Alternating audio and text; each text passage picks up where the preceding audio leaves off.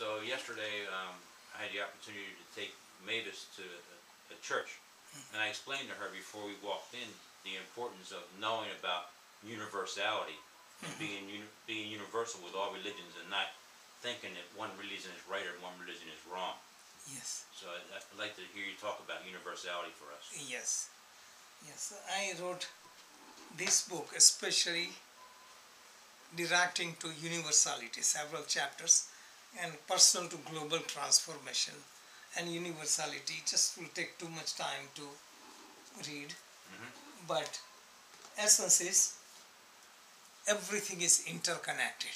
Just looking from standpoint of quantum physics, entire universe is nothing but unified field of consciousness, only one consciousness, that's it. Other than that is mostly empty space. There is no real substance. Empty space is filled with vibration and energy. There is no solid matter. There is no name and no form. Advaita philosophy I am studying these days. One is Yoga Vasishta. Yogi Vasishta taught to Lord Rama. And that scripture is called Yoga Vasishta. That is Advaita philosophy. And Ashtavakra Gita. Ashtavakra was a man, just story is long. He's teaching King Janaka, and both of them are Advaita philosophy. Advaita philosophy, there is only one reality, only one consciousness, there is no duality. Just look from that. Religions are in the existence because one master taught some principle how to live in harmony with life. The purpose of religion is to teach you how to be in rhythm with life, which is called dharma. See, dharma is universal rhythm. That is what taught in the Hindu philosophy. Buddha called it Dhamma. Dharma means universal rhythm. That is the purpose. But to accomplish that, religions came in the picture to guide them through one person, one scripture, to follow certain way. So all the master, like Christ taught, Buddha taught, Krishna taught, Rama taught, all the great masters who taught this, they gave the way. But all the masters taught the way how to find that harmony, and what they taught was what was appropriate for that time, culture and language. So what Moses taught, Christ taught, Muhammad taught, all this taught, they taught what was appropriate for that time.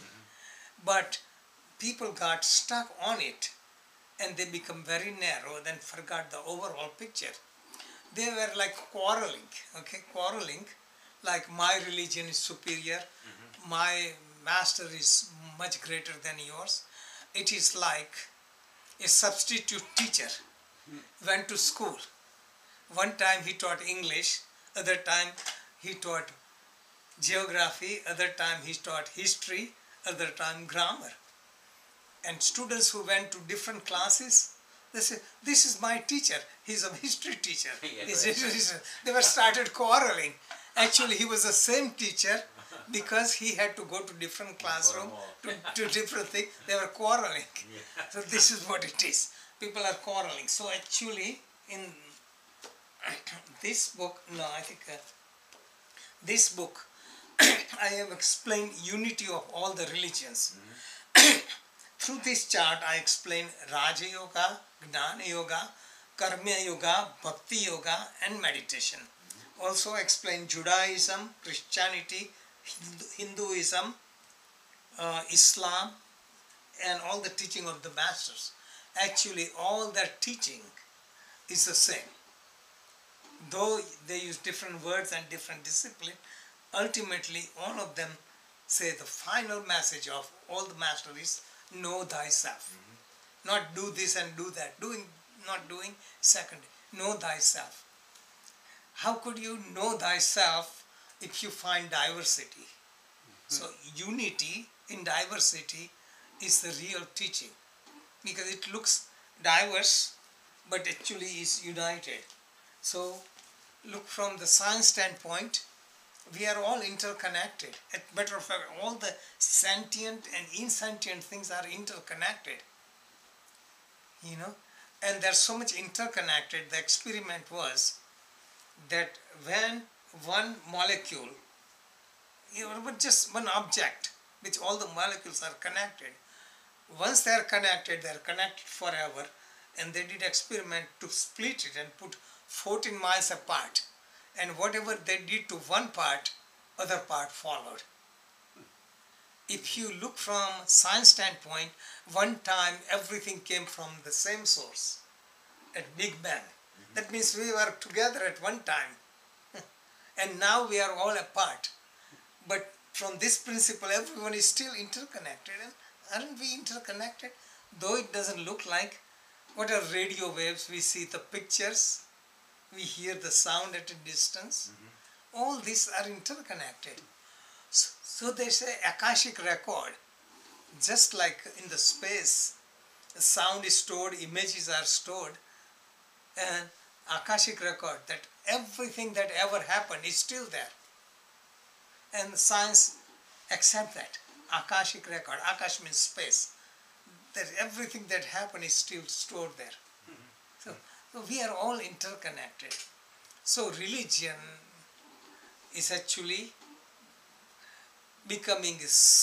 making separate identity for different reason, and within each religion they have sects, and there is so much quarrel. It's like Islam has 3 main sects fighting these days, you know, Sunni, Shiite, and Kurdish. In Hinduism, there are many more branches, several thousand. I found the study, several thousand branches. Because Hinduism has many gods, for example, Krishna. People follow Krishna, but some follow baby Krishna, some follow Krishna at this time, some follow certain aspect of Krishna, and they have a different temple, and they don't talk to each other. So the same thing, in Christianity, you can see so many branches. So the message is, go beyond, go beyond, and get the essence. So sometimes some people say, I want to bring my children, where should I take them? Because churches teach dogma, but you go to ashram, they teach their dogma. So it just doesn't matter. So my idea is, you train them at home, they learn from you, and give them exposure so they can use their own mind and they think for themselves. But give exposure. And don't buy into the dogma, catch the essence. So main thing one can do is to question. So that is what I recommend. Question. The only way you can grow is questioning. Right. Yeah. Thank you, Sean.